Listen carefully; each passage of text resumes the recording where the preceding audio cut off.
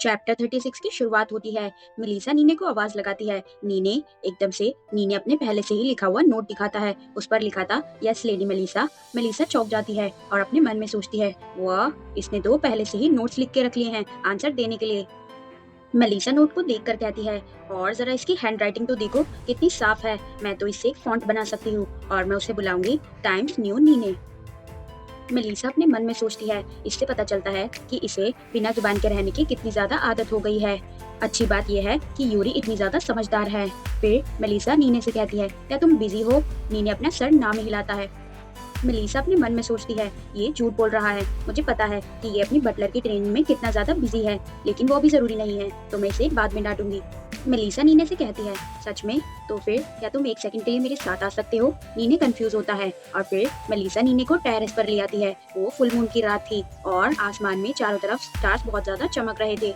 नीने थोड़ा कंफ्यूज था और ब्लश भी कर रहा था क्योंकि उसने पहली बार इतना सुंदर नजारा देखा था। फिर मेलिसा कहती है, इस मेंशन में ये सबसे बढ़िया स्पॉट है चांद सितारों को देखने के लिए। मेलिसा नीने की तरफ देखती है जो कि चांद सितारों को ऐसे देखकर थोड़ा हैरान हो रहा था। फिर मेलिसा कहती है, सच कहूँ तो रूफटॉप ज्यादा अच्छी जगह है इन सब चीजों को देखने के लिए, लेकिन वो जेक की जगह है, नो थैंक्स। मेलिसा हंसती है और कहती है, एक्चुअली मैं तुम्हें यहाँ मूड के लिए लाई हूँ। मैं तुम्हें बस ये दे सकती थी, लेकिन मैं इसी जगह रहना चाहती थी जब तुम मुझसे पहली बार बात करो। और भी अच्छा होता अगर तुम्हारे पहले शब्द इस खूबसूरत नजारे की तारीफ में होते। मेलिसा नीने की तरफ देखती है और नीने का हाथ पकड़कर उसके हाथ में यूरी की बनाई हुई मेडिसिन रखते हुए कहती है, ये एक मैजिकल ड्रग है जो कि तुम्हारे फैंग्स और टंग को रीग्रो कर देगा। ये इस पूरी दुनिया में बस एक ही एग्जिस्ट करता है। नीने बड़ी हैरानी के साथ मेलिसा की तरफ देख रहा था और अपने मन में सोच रहा था, क्यों? मेलिसा स्माइल करती है और अपने मन में सोचती है, अभी भी तुम्हें इस ड्रग पर बिल्कुल भी शक नहीं है। ये फैक्ट कि नीने के अलावा कुछ और नहीं, बस पूरी तरह से मेरे ऊपर ट्रस्ट है। इस चीज से मुझे बड़ी खुशी होती है। मेलिसा हंसती है और कहती है, आफ्टर ऑल तुम मेरे हो।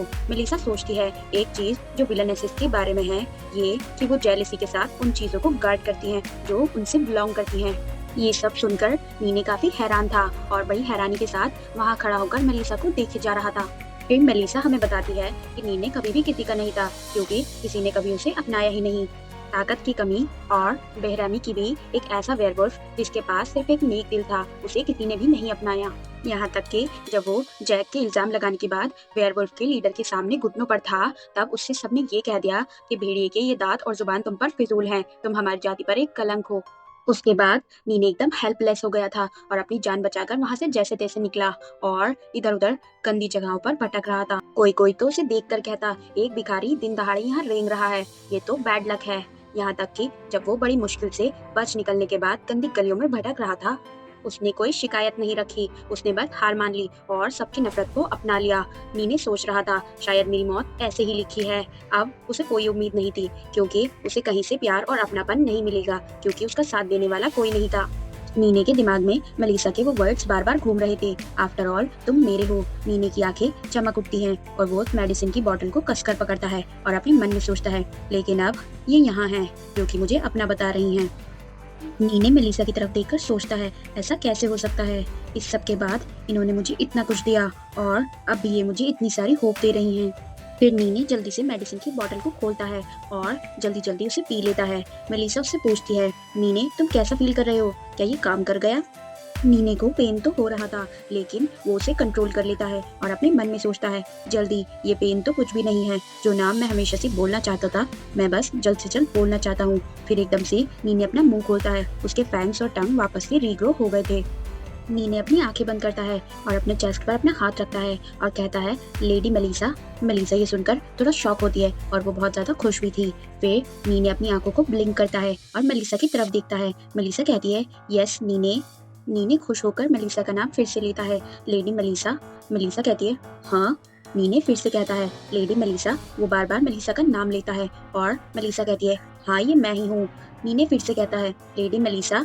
फिर मेलिसा कहती है, रुको जरा, अब तुम मुझे ये मत बताना कि तुम बस यही बोल सकते हो। नीने हंसने लगता है।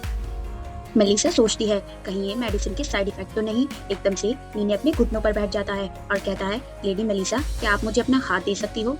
मैं आपको अपना ग्रेटिट्यूड शो करना चाहता हूँ।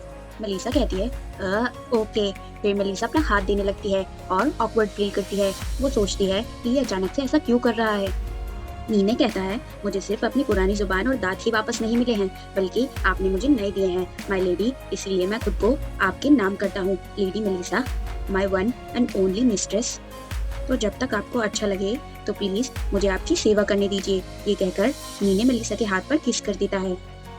जब तक तब तक मैं आपको उस हर चीज के लिए रिपे नहीं कर देता जो आपने मुझे दी है। मेलिसा सोचती है कि ये वही है जो मैं सोच रही हूँ, जब एक जेंटलमैन एक लेडी के हाथ पर किस करता है। ये अच्छा लग रहा है। मेलिसा फिर नीने से कहती है, ठीक है, मैं इसकी कदर करती हूँ, भले ये सिर्फ बातें हैं, तुम सच में बहुत खुश हो, है ना? फिर भी खुद को डिवोट करोगे? मैं सोच रही थी कि तुम जरूरत से ज्यादा ही प्यारे हो। एकदम से नीने चौंक जाता है। और ये रीपे करने से तुम्हारा क्या मतलब है? मैंने ये इसीलिए किया क्योंकि मैं करना चाहती थी, और ये मेडिसिन तो मिस यूरी ने बनाई है, मैंने नहीं। यूरी का नाम सुनते ही नीने फिर से चौंक जाता है, क्योंकि उसे यूरी बिल्कुल भी नहीं पसंद।